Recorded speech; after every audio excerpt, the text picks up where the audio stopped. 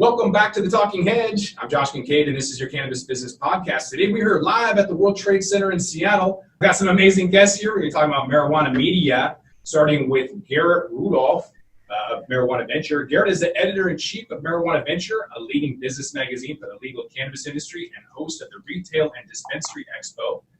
Marijuana Venture was the first monthly magazine focused on the legal cannabis industry, and the company now has published 80 print magazines since its inception. In 2015, it was named one of the 30 hottest launches out of more than 800 new titles across the country. Prior to launching Marijuana Venture, Garrett was the editor of a twice-weekly newspaper in Eastern Washington. After announcing in a column he was leaving the newspaper, Seattle area businessman Greg James contacted him about pick and shovel opportunities within Washington's newly regulated marijuana industry.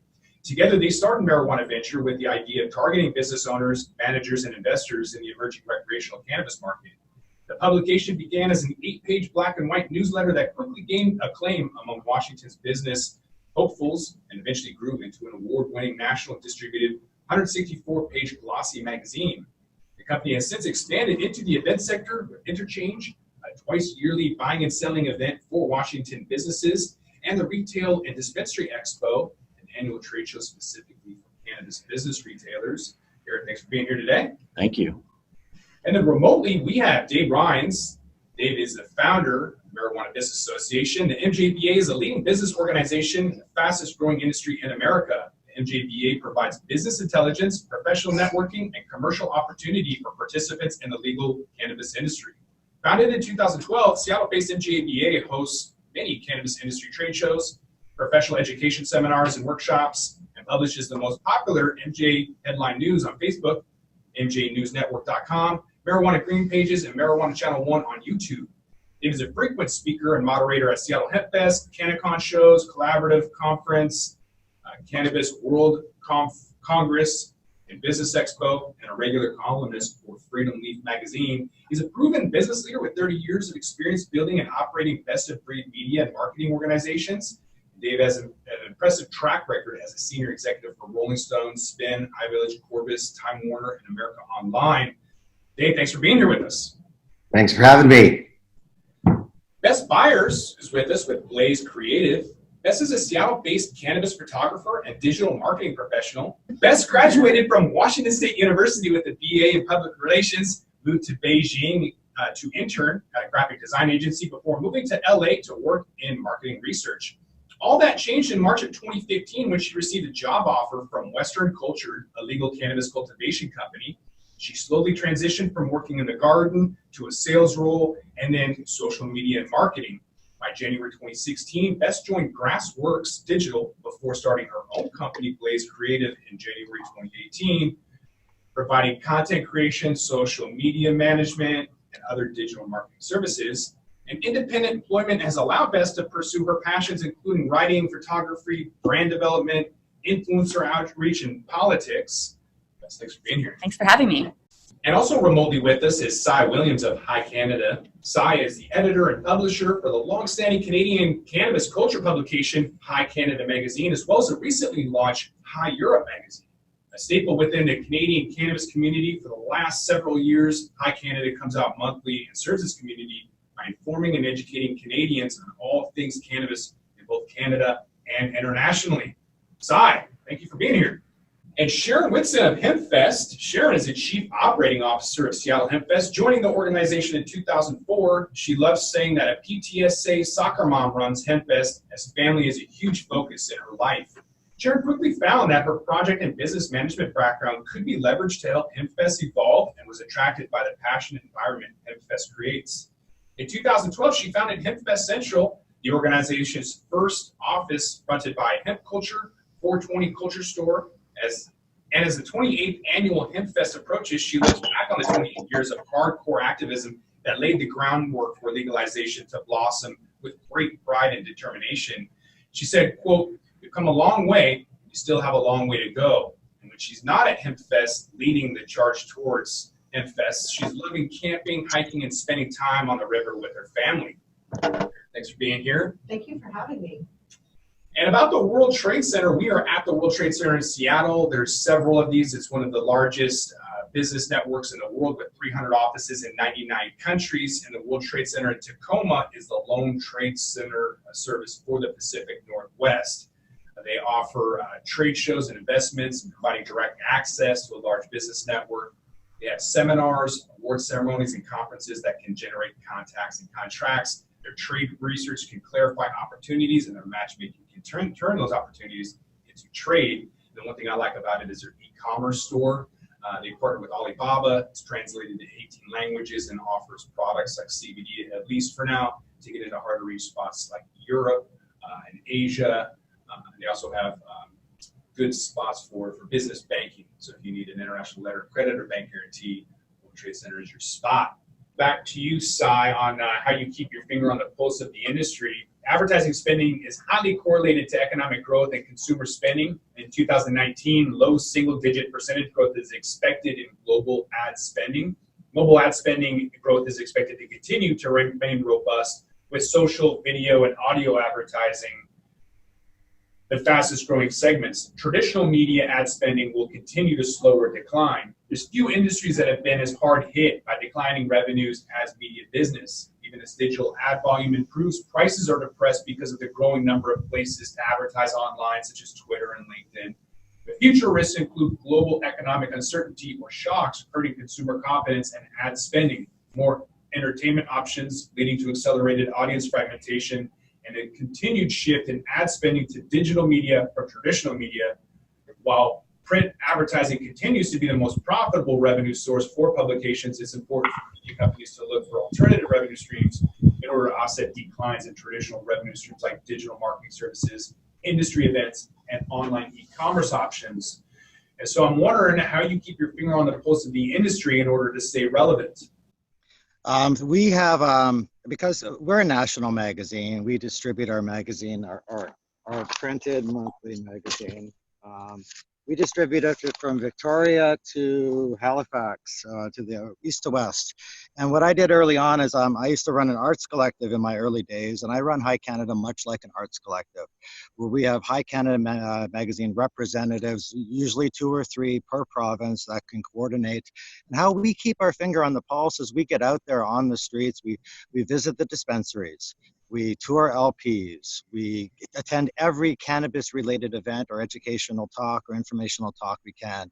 I'm out in British Columbia right now, attending cannabis substitution events and cannabis glass events out here. It's the summertime, so there's one every other day. I just got back from Hempfest in Grand Forks, British Columbia, which was all, I got to see Brent Neal and the Beach Boys, which was amazing, get their take on cannabis. So we do it by getting out there. In every city, there's a vibrant cannabis culture by linking them together through the magazine and making sure that like we know province to province, city to city. And let me tell you, I'm sure just like your states, it's a different story in every province here, and every province has its own set of quirks and guidelines, and I'm sure it's like that state to state as well in the U.S. Garrett, what's your take? How do you keep your finger on the pulse of the industry in order to stay relevant? It's tough. I mean, I think for me, the biggest thing is kind of two factors. Is one, I read a lot. I read everything from, miscellaneous cannabis blog type stuff to, the Washington Post and New York Times and everything kind of in between.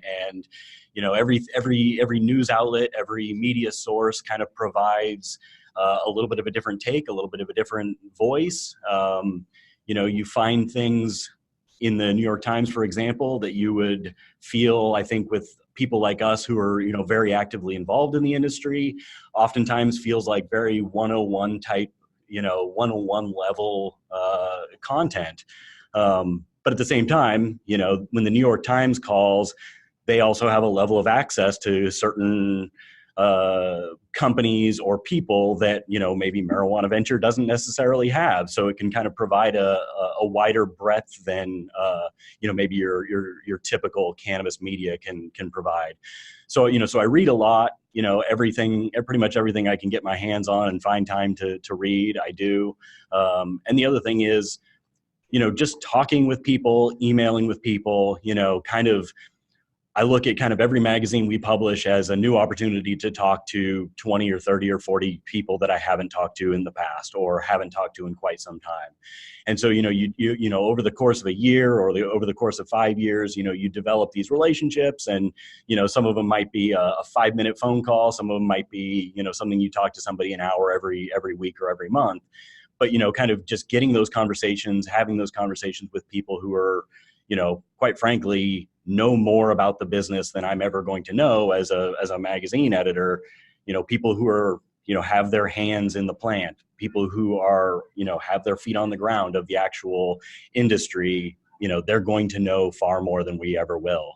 You know, and I think you see that, you know, like I said, with the New York Times, you see that in kind of the level of the reporting that they do. A lot of times it's, you know, it feels like they're discovering things that, you know, a lot of us have known about for years, you know. So, yeah, I think that those kind of two things, talk to a lot of people, read a lot, and that's kind of how I go about it. Dave, what are you doing? I mean, you've been in the industry for a while. How do you keep your finger on the pulse in order to stay relevant? You know, it's a little bit of everything. You know, those 50 or 100 press releases that come through your mail every day, they're not all junk, depending on what your purview is. You know, I think that the challenge really is finding your niche. You know, I've been in the media business for too long, and, you know, I've seen the business go from mass media to niche media. And what we're seeing in cannabis is we're going from a very niche industry, a very niche culture, from counterculture or niche culture into mainstream. And therefore, in order to adequately cover quote unquote cannabis news, you've really got to specialize. So I think there's business news, and that can be fragmented into everything from transactions, a lot of public, you know, finance kind of M&A activity is super interesting to one audience. There's product information, there's medical information, there's technical information. And then you've got the bifurcation of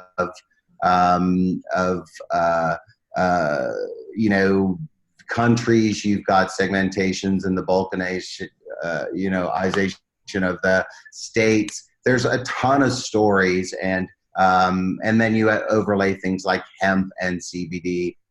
And as I suggested earlier, there's just it isn't cannabis news. It's every industry, every beat now has a cannabis element or a CBD element. So it goes back to, who do you rely on? Well, for my politics, it might be certain folks. For my technology, it might be certain folks. For my business, it might be certain folks. For my investment, it might be certain folks. And that's really challenging. You know, when we used to be able to read one publication and get everything you need to know, now it's simply not the case. I wanted to chime in really quick, just kind of to go off what Garrett said. I also am a huge news junkie. And one thing that has really saved me time and just searching through the, you know, endless web of articles is I set Google search notifications. So I get email notifications about certain keywords that are relevant to me or my clients. And I feel like it just kind of keeps me at the top of things. Sharon, what are you doing? Because Hempfest was a festival for a long time. There's legalization. People are maybe not understanding how it's relevant. So what is your take? First, I want to say we do not live in legalization, guys. Come on. This isn't legal. Tomatoes are legal. Cannabis has a regulated market, which is awesome. I'm happy to be in a regulated market versus an illegal, unregulated market. Just as many people are going to prison right now, guys, for cannabis as they were before any state legalized. I am not even kidding you. 26 states, over half of America, is decriminalized or legalized, and the same number of people are being arrested. Does that sound like we've achieved legalization? Nope. We've achieved commercial regularization so they can tax us, get all that tax money, and now have a whole new way to fine and put us in jail and do all the things they're doing. What we're doing is we're concentrating on continuing to be an influencer, and I'm going to say just keep pushing. We're not giving up on having that legalization. Here in Washington, we don't have consumption. We worked on consumption legislation last year. We also worked on home grow legislation, which we have been working on a great deal. The other thing we can do that they can't, a lot of 502s, they don't want to mess with the LCB because the LCB can screw with them in so many ways. Well, we've sued the LCB and all of its board members, and guess what? We won.